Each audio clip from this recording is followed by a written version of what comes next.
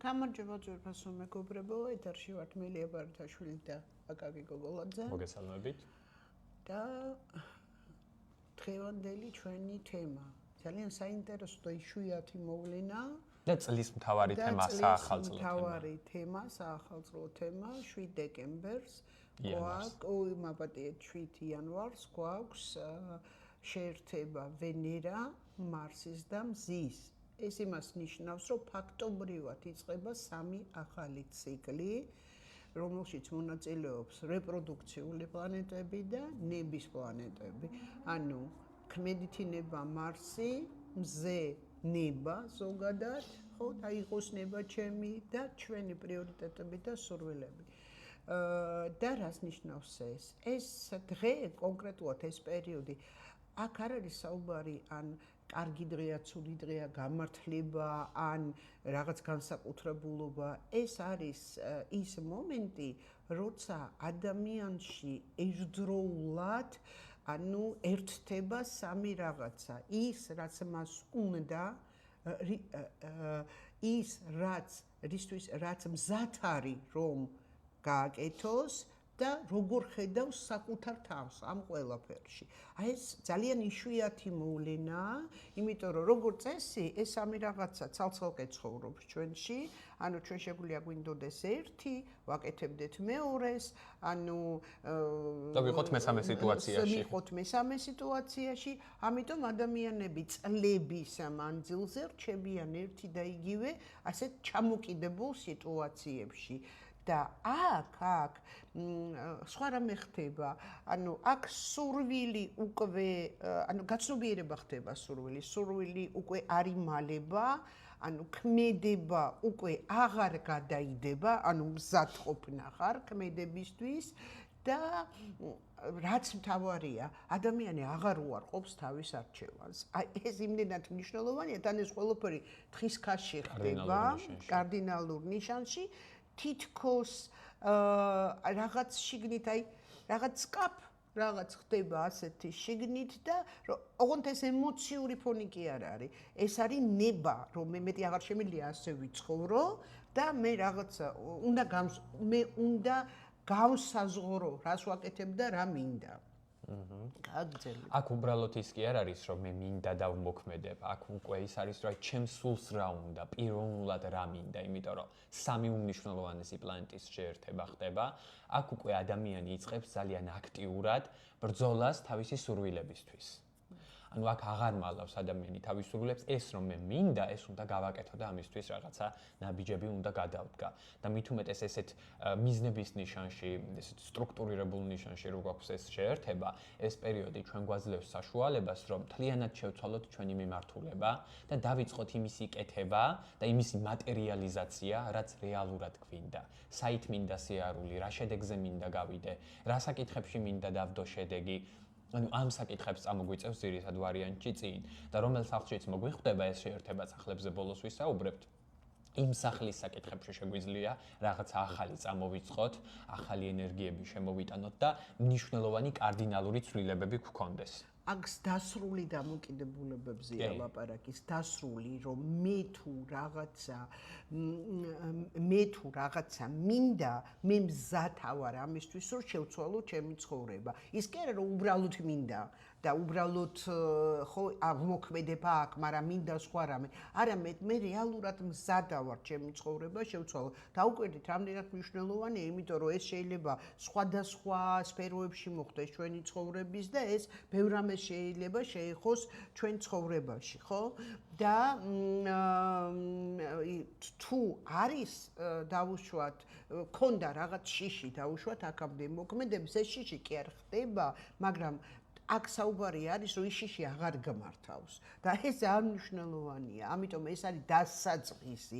ეს არ ნიშნავს, რომ 7 იანვარს თქვენ დაიწყებთ მოქმედებას, მაგრამ თემა იდება და ეს რადგანაც აქ ციკლების დაწყებაზეა ლაპარაკი, სულ დასაწყისში ვარ ციკლის, მაგრამ თემა იდება აქ და ანუ ეს მომენტია, რომ ანუ ამ მომენტის მერე ცხოვრება უკვე ანუ აი შავრველში აღარ წერ რა, შავრველში აღარ წერ, უკვე გადაწყვეტილება აქ მიღებული ნელ-ნელა იწყებს ჩამოყალიბებას რეალობაში. ჯერ იქნება ეს ლაპარაკები, მერე ეს იქნება რაღაცა პირველი ნაბიჯები, ხო, მერე იქნება რაღაცა ესეთი მოძრაობები. ანუ ნუ ელოდებით, რომ ეგრევე შედეგებზე ეგრევე მოხდება ყველაფერი ერთად, ეს იმას ნიშნავს, რომ უკვე თქვენ უკან აღარ გინდათ შეხედვა, მიდიხართ მარტო წინ.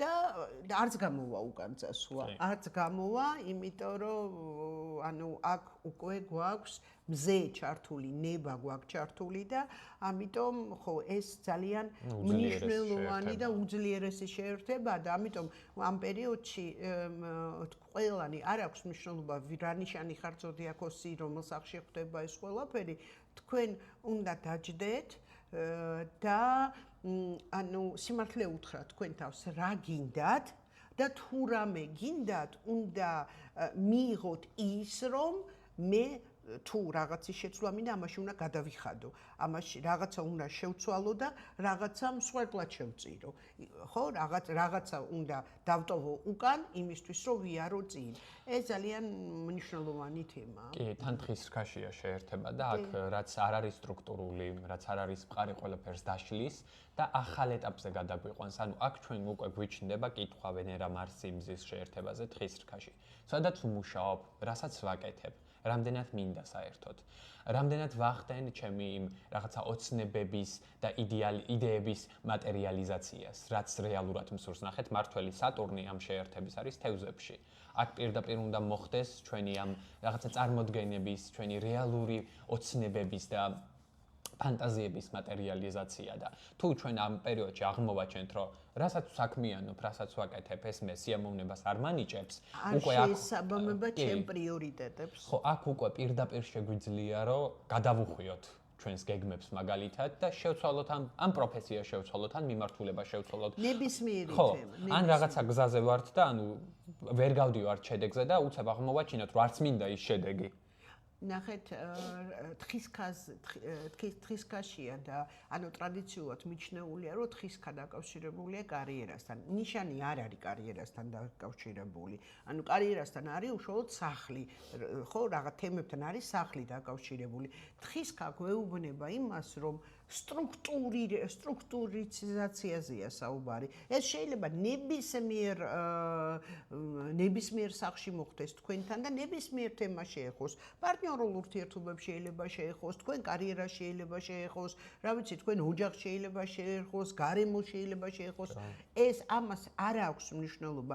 მთავარია იმაზე, რომ რაღაცაში უნდა აშენდეს, რაღაცა მყარი და ის რაც აბსოლუტურად განსხვავდება იმისგან რაც იყო აქამდე და ამისთვის ანუ შინაგანი მზადება იმისი რომ მე მზად ვარ ამ მიმართულებით კონკრეტული ნაბიჯები გადავდგა და კონკრეტული ნაბიჯები გადაიდგმება მაშინ როდესაც სატურნი გადავა ვერტში ხო ანუ როცა თევზებიდან წავა სატურნი, იმიტომ თევზებში საერთოდ არ არის სტრუქტურირებული და ჯერ გაუგებარი იქნება, ხო უნდა დაინახოთ მონახაზი იმისი, რაც თქვენ გინდათ და როცა გადავა ვერტში უშუალოდ მართველი ამ შეერთების, ხო, როცა გადავა, მაშინ უკვე თქვენ უფრო შეძლებთ მოქმედებას.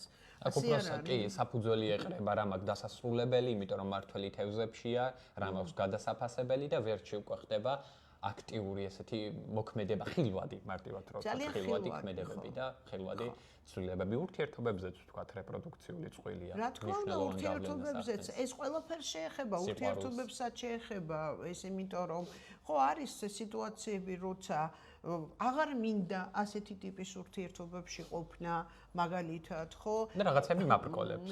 ხო, რაღაცა შიშები მაპკოლებს ძირითადად, ცვლილებები შიში მაპკოლებს ძირითადად, მაგრამ ყარად ვერ გრძნობ თავს, შედეგიანად ვერ გრძნობ თავს. არსად მიდის ურთიერთობა, ეს არის დღის რქა. უბრალოდ ურთიერთობაში ვარ, რომელსაც არავითარი სახე და სტრუქტურა არ აქვს, აღარ მინდა ამ მიმართულებით მოძრაობა. ხო, აი აქ უკვე ეს გამოჩნდება ძალიან კარგად. მინდას გამოვლინება ხდება ვენერა მარსთან არის უკვე აქ შეერთებული. ხო, ვენერა მარსთან შეერთებული და მზე კიდე ნება ჩემი, თვით დამკვიდრება ჩემი, ხო, მაგაზეა ლაპარაკი.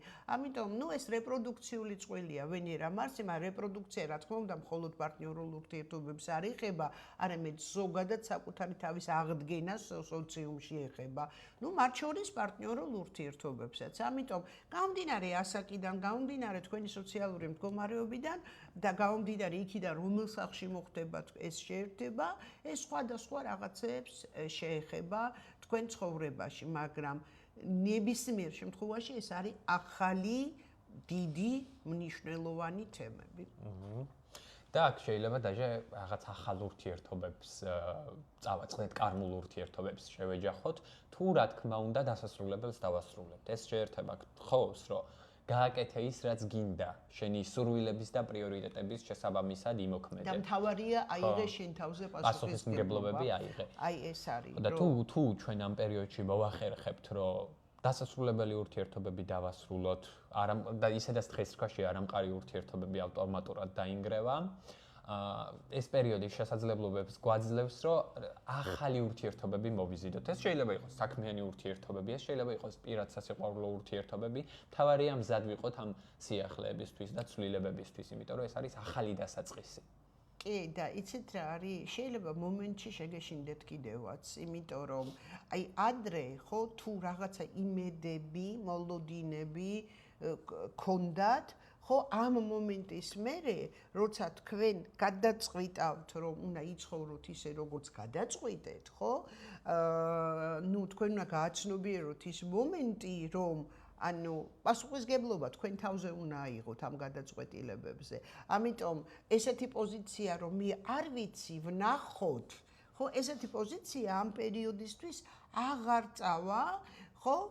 ერთადერთი პოზიცია შეიძლება იყოს ასე, ეს არის ჩემი არჩევანი, მე ამ არჩევანზე ვაგებ პასუხს და მზად ვარ, რომ ეს არჩევანი და ჩემი მინდა განვახორციელო უშუალო ქმედებაში. აი შინაარსი ამ პერიოდის არის ესეთი. მე მგონი გადასარევია, როგორც იქნა ცაზე რაღაცა გამოჩნდა კომბინაცია, რომელიც ცოტა გამოგვიყვანს ამ ჭაობიდან და ამ მდგომარეობიდან, რომელშიც ვიმყოფებოდით ბოლო, რა ვიცი, რამდენი თვეა უკვე. ხო.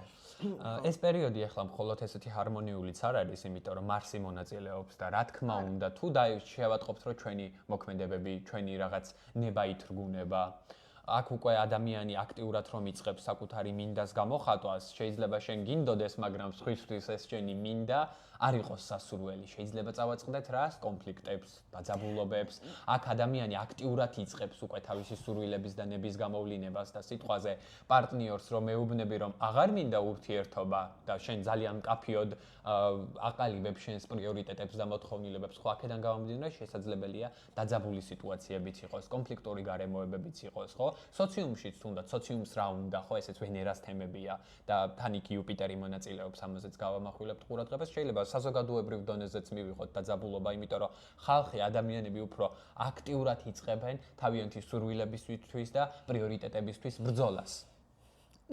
ჰარმონიული და არახარმონიული პერიოდი ძალიან პირობითია და მოდით ასე ვთქვათ, ჰარმონიულ პერიოდში ჩვენ არასდროს არ გვინდა ვიმოქმედოთ. ჰარმონიულ პერიოდში ყოველთვის გვინდა რომ დავისვენოთ და გავერთოთ და მოქმედებთ მხოლოდ დაძაბულ პერიოდში. ამიტომ ძალიან დიდი ის არის კითხვის ნიშანია, როცა ვიძახით ჰარმონიული პერიოდი, რისთვის არის ჰარმონიული? ცვლილებებისთვის. ხო, დაძაბული პერიოდი ცვლილებებისთვის უფრო ჰარმონიულია. და ჰარმონიული ასპექტები რო გვაქვს წაზე, იქ არაფერი მოქმედება არ გვინდა წამოვწვეთ და დავისვენოთ, ხო. კარგი, იუპიტერის ოპოზიციაზე ვთქვა. სოციალურია თემები, იუპიტერის ოპოზიცია, ხო, კირჩხებიდან იუპიტერი უკეთებს ოპოზიციას და ეს არ არის ცუდი, ეს პირიქით, ეს უფრო მეტად ააქტიურებს სოციალურ თემებს, უფრო მეტად ააქტიურებს პოზიტიურ თემებს, იუპიტერი მონაწილეობს ეხლა, რა თქმა უნდა. და ამიტომ ხელს შეგიწყობთ, რომ პერსპექტივები დაინახოთ თქვენი აი ამ სურვილების და გზები დაგანახოთ, რა გზებით უნდა იმოქმედოთ. ეს არის იუპიტერი. მოდი სახლებში ვთქვათ. კი. ხო. კარგი, დაიწყე შენ პირველ სახლში. ესე მოკლედ. იგი, პირველ სახლში როდესაც ხდება ეს შეერთება, პირველი სახლი არის ჩვენი იდენტობა. აქ უკვე უნდა დავფიქრდეთ ჩვენს თვითგამოვლინებაზე სოციუმში, როგორ ვავლენ თავს, როგორ მხედავს საზოგადოება და ეს შეერთება პირველ სახლში დაგვეხმარება ახალი რაღაცების აღმოჩენაში. ჩვენი საკუთარი თავიდან გაცნობიერებაში მარტივად რო ვთქვა და უფრო მეტად გააქტიურებაში. სად უნდა ჩავდო ენერგია, რა საკითხებში უნდა გამოვავლინო უფრო აქტიურად საკუთარი თავი და გარკვეული პერიოდის მერე თუ გავაქტიურდებით და მივმართავთ ამ ენერგიას კონკრეტულ რაღაცაზე, შესაძლებელია კარგი შედეგებიც მივიღოთ. ან მაგალითად აი მინდა გარეგნობის შეცვლა, ყველაზე მარტივი იმიჯის თემა. შეცვლა. ხო, გარეგნობის თემა, იმიჯის შეცვლა მინდა, მაგრამ რაღაცა მაპყოლებ და მაშინებდა. საკუთარი ძალის გაცნობიერება რა ხდება. თქმა საკუთარი თავის და საკუთარი თავის ისა თავდაჯერებულობა თვითრწმენაც მატულობს მაგ დროს კი. და ეს მოგცემთ საშუალებას, რომ უფრო მეტად აქტიურად ჩაერთოთ ნებისმიერ რეალიზაციაში, რომელიც თქვენ გაქვთ დასახული, გექნებათ დასახული. კარგი. მეორე სახლში ეს არის საკუთარი ფასეულობა. აქ ლაპარაკია, რომ ახლებურად უნდა შეაფასოთ თქვენი თავი. აქ საუბარი არის იმაზე, რომ შესაძლებელია ამ ეტაპისთვის თქვენ აღმოაჩინოთ, რომ არასაკმარისი რესურსი გაქვთ. რესურს არ გულისხმობ ეხლა მე ფულს და აი ეს რაღაცებს. რესურსი ეს არის თქვენი თუნდაც ნიჭი, თუნდაც განათლება, თუნდაც პოტენციალი, ხო, რომელიც გაყიდვადი შეიძლება იყოს, ხო? ამიტომ აქ მეორე სახლი ძალიან ბევრ თემებს მოითხოვს, ანუ ბევრ მიმართულებებს, რომელიც გაზდის თქვენ რესურსს. ხო, ეს შეიძლება იყოს განათლება, შეიძლება იყოს ეს, რა ვიცი, ახალი გამოცდილებების მიღება, შეიძლება ეს იყოს ახალი გზები, შემოსავლების გზები და ნუ შესაბამისად ბიზნესი, სამსახური და ასე შემდეგ. ანუ ძალიან ბევრ რაღაცასთან არის მეორე სახლი დაკავშირებული, იმიტომ რომ ყველაფერი, რაც ჩვენ გაგვაჩნია, დაწყებული ფული, ცოდნა, სოციალური სტატუსი, სამსახურის ყველაფერი გულისხმობს ჩვენ პოტენციალს, რა თქმა უნდა. მესამე სახლი. მესამე სახლში შეერთება თან თხისრქაშია ეს მოგცემს შესაძლებლობებს, რომ ახალი კონტაქტები მოვიზიდოთ, განსაკუთრებით ახალი საქმიანი ურთიერთობები, ახალი კონტრაქტები დავდოთ, საბუთებთან გქონდეს შეხება, კომუნიკაცია გავზარდოთ, აქ უკვე ხდება დაფიქრება და შეცვლა ურთიერთობების, რამდენად ხარისხიანია, რამდენად კარგია ის ურთიერთობები და კონტაქტები, რომელიც მაქვს, რამდენად სერიოზულია, რამდენად მყარია და ამ საკითხებში შესაძლებელია მოხდეს გადაფასება და ცვლილება. ასევე შესაძლებელია კარგი პერიოდი იყოს სწავლის დასაწყებად, ახალი ინფორმაციების მისაღებად, ხო? აი მაგალითად აქამდე მინდოდა რაღაცის სწავლა და მეშინოდა, მეგონა რომ არ გამომივიდო და აქ უკვე როცა შეერთება მესამე სახლში გვიჯდება, თავდაჯერებულები ხდებით, უფრო დარწმუნებული ხდებით, რომ ამის სწავლა გამოგვივა და კარგი სტარტია ახალი ინფორმაციების მისაღებად მარტივად რო ვთქვათ. კი ბატონო, მეოთხე სახლში ეს შეერთება, ნუ მეოთხე სახლიც კუთხის სახლია და ძალიან ცელი სახლია. ეხება არა მარტო უძრავ ქონებას და ოჯახს, ზოგადად რესტარტია მეოთხე სახლი არის რესტარტი, როცა ჩვენ გვინდა რომ რაღაცა დავთესოთ, რომელიც მერე წლების მერე მოგვიტანს შედეგს. ამიტომ მეოთხე სახლზე ვერ ვიტყვი, რომ ეს მარტო ოჯახურ თემებს ეხება. ეს ეხება ზოგადად ყველაფერს აბსოლუტურად. ანუ რესტარტი, როცა რაღაცა გავანულე, რაღაცაზე ვთქვი ვარი და ეხლა ვზივარ და ვფიქრობ, ხო, აქ, ანუ როგორ მოვახდინო ჩემი ახალი რეალიზაცია, როგორ ამოვქოქო.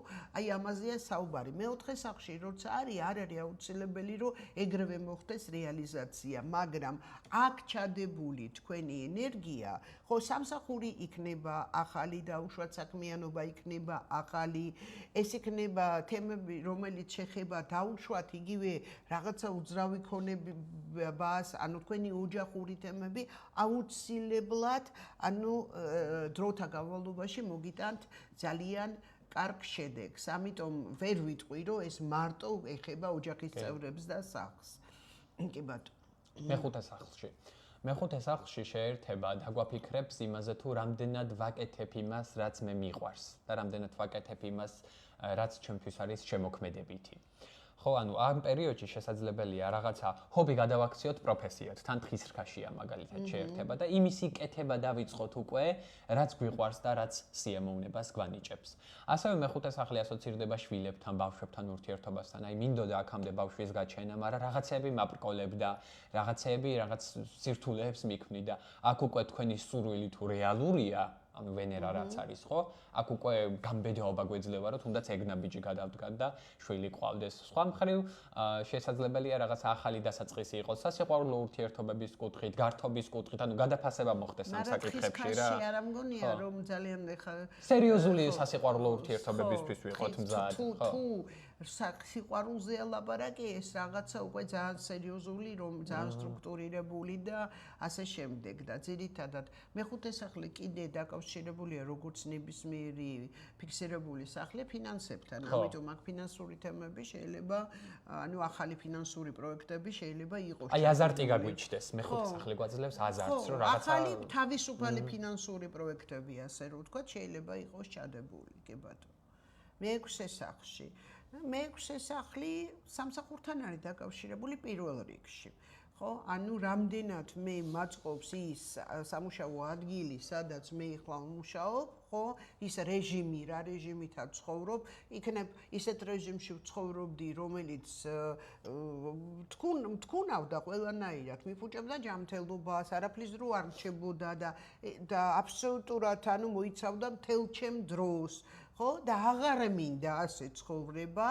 ხო, ამისთვის მე მზად ვარ რომ ავიღო პასუხისგებლობა ჩემ თავზე, მზად ვარ რომ რაღაცა პერიოდი საერთოდ არ ვიმუშაო იმისთვის რომ შემდგომში, ხო, ვიპოვო უფრო წესიერი სამსახური, ხო, და რომ ანუ შევცვალო ჩემი ცხოვრების რეჟიმი, ეს ძალიან მნიშვნელოვანია, იმიტომ რომ ეხლა ჩემი გამოცდილებიდან ძალიან ბევრი ადამიანი საქართველოში ისეთ რეჟიმში ცხოვრობს, რომ რეალურად სხვა რაღაცებისთვის დრო არ აქვს. ცხოვრებისთვის აღარ აქვს დრო ადამიანებს.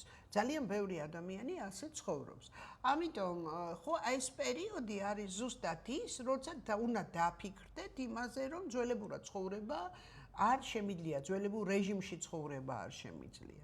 ნუ აი ეს ერთ-ერთი კარგი გამოვლინება მეექვსე სახლის და ნუ კიდე გამოვლინება მეექვსე სახლის არის ის, რომ მოგიწევთ შეიძლება მოგიწიოთ, ანუ ჯანმრთელობის თემებით დაკავება, ოღონდ ძალიან ასე მიზან მიმართულად და სტრუქტურულად. აი მანამდე თუ მაგალითად არ აქცევდით ყურადღებას, ახლა შეიძლება აქტიურად მოგიწიოთ. ხო, მეშვიდე სახლში. მეშვიდე სახლი მოგიწიოთ აქ ცოტა ისეთი თემა, იმიტომ რომ აქ ჩვენ არჩევანზე აირჩიოთ, მოდით ასე ვთქვათ, კი არ მოგიწიოთ, ანუ აირჩიოთ თქვენი ჯანმრთელობა, აირჩიოთ ჯანსაღი ცხოვრება, აირჩიოთ რეჟიმული ცხოვრება, ნახეთ, ანუ აქ არ არის ის რომ მოგიწიათ. ანუ არამედ თქვენი რჩევთ ამას, ნახეთ, თქვენი რჩევთ. ეს არის ამ შეერთებაში მნიშვნელოვანი, რომ მე ვირჩევ ამას. და მე უმოქმედებ. ნებელობა და სურვილები ძალიან ძლიერდება. მეშვიდე სახლი. მეშვიდე სახლში მთავარი კითხვა აქ ჩნდება, რამდენად მყარი და სტრუქტურულია ჩემი პარტნიორული ურთიერთობები. პირადი და საქმიანი. საქმიანი თუნდაც, პირადი თუნდაც და გარემოსთან ურთიერთობები, ხალხთან ურთიერთობები.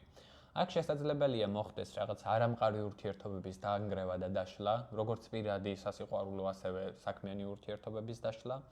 ასევე შესაძლებელია მოხდეს ახალი საქმიანი კავშირების დამყარება, მოვიზიდოთ ახალი პარტნიორები, ახალი შემოთავაზებები გამოგვიჩნდეს. ჩვენ თვითონ დავიწყოთ ახალი პარტნიორების ძიება, აი აქამდე მინდოდა რაღაცა ახალი საქმის წამოწყება, მაგრამ საქმიან პარტნიორს ვერ უპოულობდი, ვერ უბედავდი. ეხლა ამ პერიოდში უკვე კარგი პერიოდია მაგისთვის, რომ რაღაცა მოვძებნოთ საქმიანი ურთიერთობები, მოვძებნოთ საქმიანი პარტნიორები და ვიპოვოთ ისეთი საქმიანი პარტნიორი, ვინც რაღაცა მყარ შედეგებს დაგვიდებს და ჩვენი მიზნების განხორციელებაში დაგვეხმარება, იმიტომ რომ თხის რქაშია ეს შეერთება მაინც და უფრო რომელ სახლშიც არ უნდა მოხდეს რაღაცა შედეგებს და საქმეს და პასუხისმგებლობებს შესაძლებელია ეხებოდეს. იცით რა არის, საქმე ის არის, რომ მეშვიდე სახლი არა მარტო პარტნიორებთან არის დაკავშირებული, პარტნიორებთან არის დაკავშირებული, მაგრამ ამ რაღაცა პარტნიორების და შემოთავაზების შედეგად შეიძლება იცვლებოდეს კარიერული თემები. ძალიან ხშირად, როცა აქტიურია მეშვიდე სახლი, ანუ ეს არის, ასე ვთქვათ, ახალი საფეხური კარიერულ განვითარებაში. ნუ უყურებთ იმას, რომ მეშვიდე სახლია და ქვია პარტნიორული სახლი. სინამდვილეში კუთხის სახლია და კუთხის სახლში აბსოლუტურად ძალიან ბევრი მნიშვნელოვანი სიუჟეტი შეიძლება იყოს კუთხის სახლებში. როგორც პარტნიორული ურთიერთობები და ისევე კარიერული ურთიერთობები და ისევე საკუთარი თავის თვითგამოვლინება. იმიტომ რომ კუთხის სახლია ეს. ამიტომ ასე კონკრეტულად რომ მარტო პარტნიორობას შეეხება, ანუ ვერ ვიტყვით ამას. ეს შეიძლება ეხებოდეს მნიშვნელოვან ცვლილებებს დაკავშირებულს როგორც პარტნიორობასთან, ისევე საკუთარ თავის გამოვლინებაზე, ისევე კარიერულ თემებთან, ისევე ოჯახურ თემებთან. ამიტომ ასეთი მნიშვნელოვანი პერიოდია. მიდი მერვე სახლი თქვი შენ და მერვე სახლი ეს არის კრიზისების სახლი, ტრანსფორმაციების სახლი. აქ როდესაც ჩდება შეერთება, პერიოდი არის, როდესაც უკვე უნდა დავფიქრდეთ, რამდენად ვცვლი იმას, რისი შეცვლაც საჭიროა, რამდენად ვტრანსფორმირებ, რამდენად ვანგრევ დასანგრევს. ამ პერიოდში შესაძლებელია მნიშვნელოვანი ტრანსფორმაციები მოხდეს ჩვენს ცხოვრებაში, რაღაცა კრიზისული სიტუაციების გადალახვა მოხდეს, აი რაღაცა გვინდოდეს, კი და შესაბამისად მე ვიმოქმედოთ და მოხდეს, იმიტომ რომ მარსიც მონაწილეობს, ხო? აქ ნახეთ, აი რაღაცა კრიზისი მიქმნის, მამძიმებს ფსიქოლოგიურ დონეზე ან ზოგად დონეზე, ხო? და აქამდე ამას ვერ ვერეოდი, აქამდე ამას ვერ ვალაგებდი. ეხლა მერვე სახლში, კი, შიშები გქონდა, იმიტომ რომ მერვე სახლი ფსიქოლოგიურ თემებთან ასოცირდება. ეხლა უკვე გვაქვს იმისი ნებელობა, ძალა და სურვილი, რომ ეს კრიზისები გადავლახოთ, შევცვალოთ რაღაცები ჩვენს ცხოვრებაში და მნიშვნელოვანი ტრანსფორმაციები გქონდეს. ასევე აი მაგალითად მინდოდა აქამდე ბიზნესის დაწყება და რაღაცა ფერ ხდებოდი ვერ ვბედავდი. მერვე სახლში უკვე შესაძლებლობა გვეძლევა, ეს შეერთება შესაძლებლობას გვაძლევს, რომ გავბედოთ, გავრისკოთ, ვიმოქმედოთ ჩვენი სურვილების და შესაბამისად ახალი ფინანსური რესურსები მოვიზიდოთ. შეიძლება აი პარტნიორის ფინანსურ მდგომარეობაზეც იმოქმედოს, ამან და კარგი გავლენა მოახდინოს ამ შეერთებამ. რაღაცა ახალი ეტაპია ფინანსურ სიტუაციებში, ბიზნესის სიტუაციებში და ცვლილებებს ზოგადად მოგცემს ეს პერიოდი. კი ბატონო. მეცხრე სახლი. მეცხრე სახლი პირველ რიგში დაკავშირებულია იმასთან, რომ მინდა შევცვალო ჩემი საზოგადოებრივი ავტორიტეტი და პატივისცემა. ამისთვის მე უნდა ხო მეტად გამოვჩნდეს საზოგადოებაში. ამისთვის მე მზად ვარ, რომ ვისწავლო, ანუ მივიღო კარგი განათლება, ამინდო 4 ქარი აქვს, ანუ კარგი სტრუქტურული განათლება, ანუ სერიოზულად შევხედო ზოგადად განათლების თემებს, რაც შემდგომში მომიტანს ავტორიტეტის გაზრდას. ხო, ეს ანუ მეცხრე სახლი არის დაკავშირებული საჯაროობასთან, ხო, როცა აი რაღაცას გამოვდივართ და ვსაუბრობთ, ვლაპარაკობთ, ვიღაცას რაღაცას ვასწავლით, ხო, აი მინდა რომ აი ამ თემებში იყოს ცვლილება, ხო, ან მეორე ვარიანტი თუ ავიღებთ უფრო ფიზიკურ დონეს, ანუ ეს არის გეგმა დაკავშირებული, ხო, მინდა წასვლა უცხოეთში. ხო, მინდა წასვლა უცხოეთში, მაგრამ აქამდე მეშინოდა ამის გაკეთება, ან ხო, ნუ ვიძახთი როგორც იქნება, ისე იქნება და ეხლა უშუალოდ, ხო, ამაზე ვიღებ პასუხისგებლობას და ნელ-ნელა ვიწყებ ამ მიმართულებით მოქმედებას. აი ეს არის მეცხრე სახლი. მეათე სახლი. მეათე სახლი ეს არის ჩვენი კარიერული რეალიზაცია, შედეგების სტრუქტურასთან ზოგადად ავტორიტეტულ ადამიანებთან ურთიერთობა. მეათე სახლში ეს შეერთება გვისვავს კითხვას, რას წარმოადგენს სოციუმში? ვარ იმ ადგილას კარიერულად, სადაც მინდა რომ ვიყო? აქ გვაძლევს ცვლილებას მიმართულებებში ეს შეერთება, სოციალურ რეალიზაციაში. შესაძლებელია იმეტი ამბიცია გაგვიჩნდეს, რომ მინდა დაწინაურება და ვერ ველაპარაკებოდი აქამდე უფრო სამ დაწინაურებაზე, პოზიციის შეცვლაზე, რეალურად სულ მინდოდა. აქ უკვე გვეძლევა იმის შესაბამისი ნებელობა და ძალა, რომ დაველაპარაკოთ ჩვენზე გავლენიან ადამიანს, ავტორიტეტულ ადამიანს და შევიცვალოთ პოზიცია. მინდოდა სამსახურის შეცვლა, მინდოდა მიმართულების შეცვლა, პროფესიის შეცვლა. ხო, ჩვენი მიზნები რაც არის სახლის თემები. მარტო სამსახურს ეხებოდეს. კი, იმიტომ რომ მეათე სახლი ეს შედეგია უკვე, მიზნებია ჩვენი და ამ საკითხებში ცვლილებები შესაძლებელია რომ მინდოდა ქმართან გაშორება. თუნდაც ანუ მე-1000 სახლი ახაც მე-1000 სახლის თემა ეგეც რომ აი უნდა მიხვიდე და ხელი გააწერო ხო ანუ ოფიციალური ის დაარღვიო დოკუმენტი. მინდოდა სტატუსის შეცვლა მინდოდა ნახეთ ეს სტატუსია რა თქმა უნდა გათხოვილი გაუთხოვარი ან ცოლიანი უცოლო სტატუსის შეცვლა მინდოდა და აქამდე არ ყოფნიდა ენერგია. აი ეს პერიოდი მოგცემს რამდენად სწორ ადგილას ვართ მაგის იმასაც რა ქვია დაგვანახებს დამოუკიდებლები. და რატო ნახე მაგალითად გინდა შენ და თვლი რომ მეტი შეგიძლია მეტ საკეთებს სამსახურში დაწინაურება გინდა და შედიხარ უფროსთან და გეუბნება რომ არა არ დაგაწინაურებ აქ შეიძლება ეს დაძაბულობა მარსიდან გამომდინარე კონფლიქტი იყოს ამის გამო მაგრამ იმას მაინც მიხვდები რომ იქ მეტი განვითარების შესაძლებლობა არ გაქვს უნდა წამოხვიდე და სხვა მიმართულება აერჩიო ესეთი სიტუაციები შეიძლება იყოს კი ბატონო მე-11 სახლი. მე-11 სახლი საინტერესოა ძალიან, იმიტომ რომ ყველაფერი რაც მე-11 სახლში ეკეთება, ანუ კარგი შედეგები მოაქვს მომავალში, თუ მუხტი მართლა პოზიტიურია, თუ მუხტი ნეგატიურია, მომავალში შეიძლება რამდენიმე წლის მერე მიიღო ძალიან ნეგატიური შედეგი და ვერც მიხვდეთ რომ აი ჩადებული იყო აქ. ანუ ეს არის მომავლის სახლი. პირველ რიგში ჩვენი მომავალი გეგმების სახლი, ამიტომ აქ ძალიან მარტივად, გაცილებით უფრო მარტივად თქვენ შეგიძლიათ დაგეგმოთ თქვენი მომავალი. ასეთი ჯადოსნური სახლია მე ვიტყოდი მე-11 სახლი, იმიტომ რომ თქვენ შეგიძლიათ აქ დაგეგმოთ თქვენი მომავალი და ასე რომ ვთქვათ პირობითად ხათულად რო თქვა თითქოს ფარველი ანგელოზია თქვენთან, იმიტომ რომ რეალურად ძველ ასტროლოგიაში მე-11 სახლი არის ფარველი ანგელოზის სახლი. ანუ არის თანამედროვე ასტროლოგიაში არის იმ პერსონების, ადამიანების და ორგანიზაციების, ვინც გვეხმარება. შესაბამისად, აქ თქვენ მომავალი თქვენია რო იტყვია, ნახეთ, აქ თქვენ შეგიძლიათ ნებისმიერი თქვენი ნება განახორციელოთ და მიიღოთ დახმარება ზემოდან ან კონკრეტული ადამიანებიდან. ეს ერთი და მეორე მე-11 სახლი ეს არის საზოგადოებრივი აქტიურობა არაფორმალურ ჯგუფებში.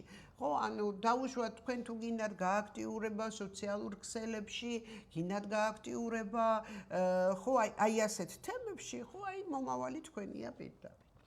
და ბოლოს მე-12 სახლი ეს არის ჩვენი ფარული შიშები, ის რაც თქვენ ცნობიერში გამდევნეთ და არ გამოვავლინეთ.